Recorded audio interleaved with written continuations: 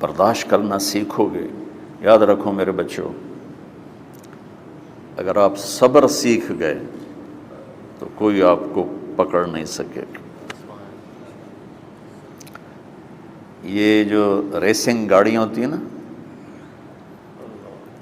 فراری اور مختلف ان کے نام ہیں، مشہور فراری ہے، اٹلی میں بنتی ہے. لیمبرگینی، یہ دونوں بنتی ہیں وہاں اٹلی میں.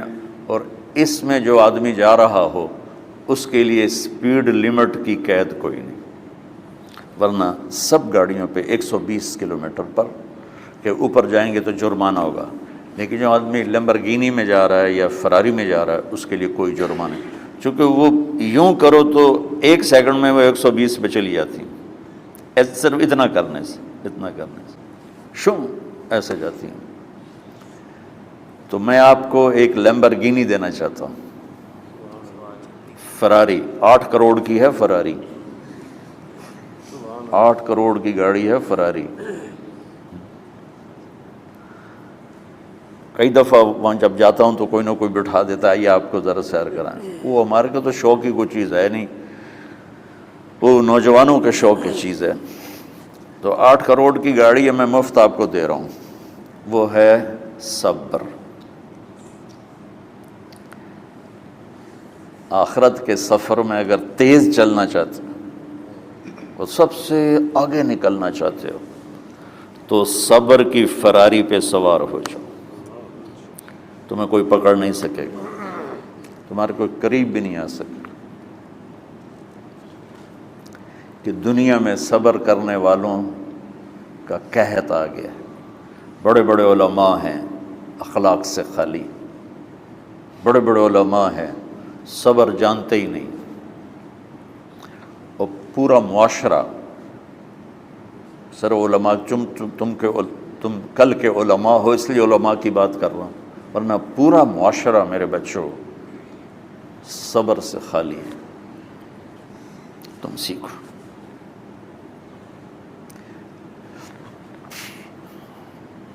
دیکھو میری ایک بات سنو، علم کی کمی ہو تو اچھے اخلاق اس کو چھپا دیتے ہیں،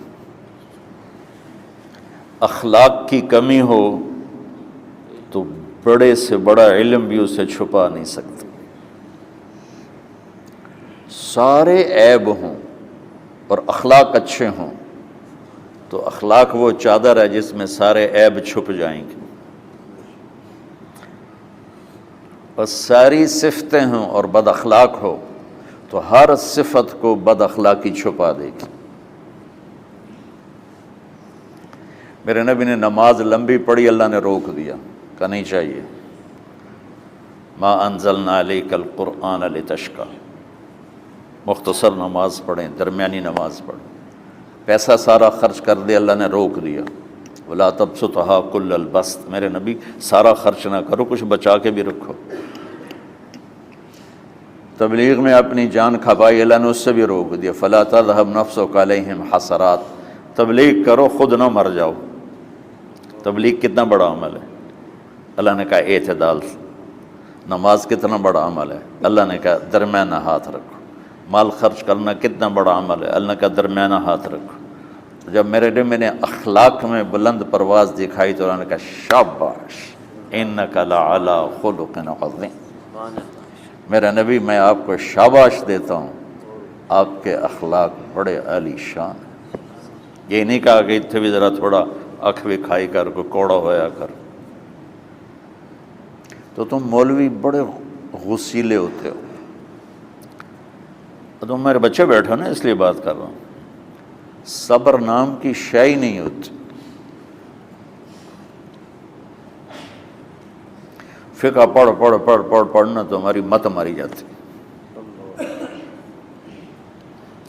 قرآن کو بھی فقہ کے انداز میں پڑھتے ہیں، حدیث کو بھی فقہ کے انداز میں پڑھتے ہیں. بخاری سے زیادہ امام بخاری پڑھاتے ہیں. ترجمۃ الباب پہ اتنا وقت لگا دیتے ہیں کہ حدیث جو اصل چیز ہے اس کی طرف توجہ نہیں جاتی۔ امام بخاری کی کتاب کا مقدمہ کوئی نہیں، تو اس پر جب بخاری شروع ہوتی ہے تو ہفتہ ہفتہ اس پہ سبق چلتا ہے کہ امام بخاری نے مقدمہ کیوں نہیں لکھا، جی میں سارے مل کے یعنی امام صاحب نے تو گلاں کی جان۔ میں اس کا اتنا آسان 1 منٹ میں اس سارے سبق کو ختم کر دیتا ہوں بخاری شریف کے، کہ دیکھو بھائی امام صاحب کا دل نہیں کیا مقدمہ لکھنے کو، اس لیے انہوں نے نہیں لکھا۔ گلموں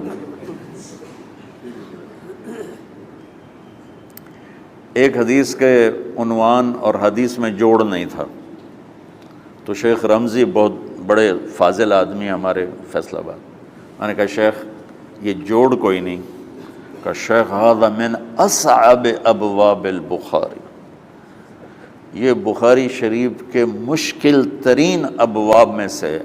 میں نے کہا تو بڑا آسان کام ہے، امام بخاری بھول گئے، ترجمہ کوئی اور تھا، حدیث کوئی اور لکھ دی، بھول گئے، بشر ہی تو ہیں، کیوں بچوں نے مصیبت پان دیا۔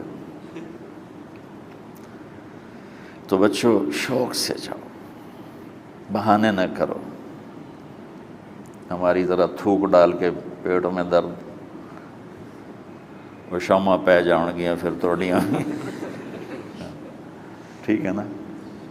میں زیادہ بول نہیں سکتا ہوں، ضروری سمجھ کے آیا تھا کہ تم خوشی سے جاؤ۔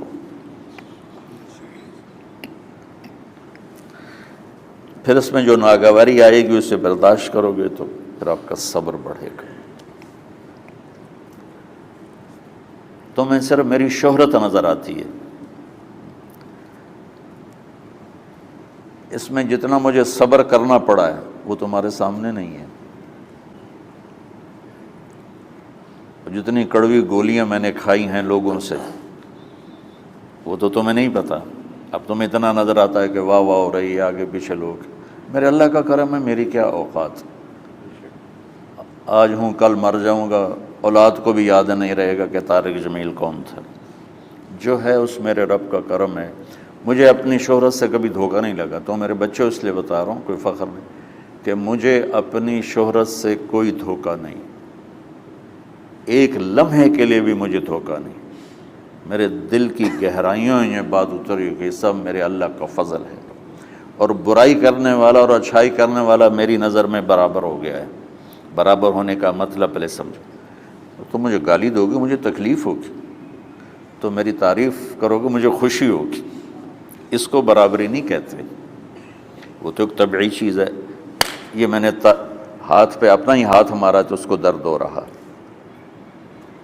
تو اگر میں مولوی شوکت صاحب سے بدتمیزی سے بات کروں گا تو ان کو تکلیف ہوگی، اور میں ان کی قربانیاں بیان کروں گا۔ یہ ذرا کھڑے ہونا، ادھر ہاتھ دو، یہ اس سارے نقشے کے بانی ہیں، یہ پہلی اینٹ ہے۔ یہ 3000 روپے اس وقت لے رہے تھے 1985 میں 86 میں کراچی،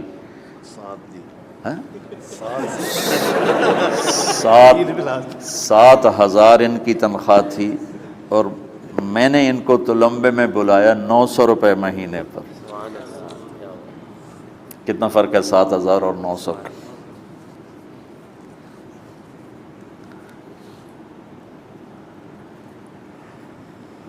لوگ میری تعریف کرتے ہیں، میں اللہ کا شکر ادا کرتا ہوں، اور اس پہ میں تکبر میں نہیں آتا۔ یہ ہے مدح اور ذم برابر ہو جائے، یعنی تعریف کرنا اور برائی کرنا برابر ہو جانے کا مطلب یہ نہیں ہے کہ برائی سن کے اثر نہیں ہوتا اور تعریف سن کے اثر نہیں ہوتا، نہیں، برابر ہونے کا مطلب بتا رہا ہوں، اس کی توفیق، تائید، رحمت اپنی اولاد کو بتا رہا ہوں۔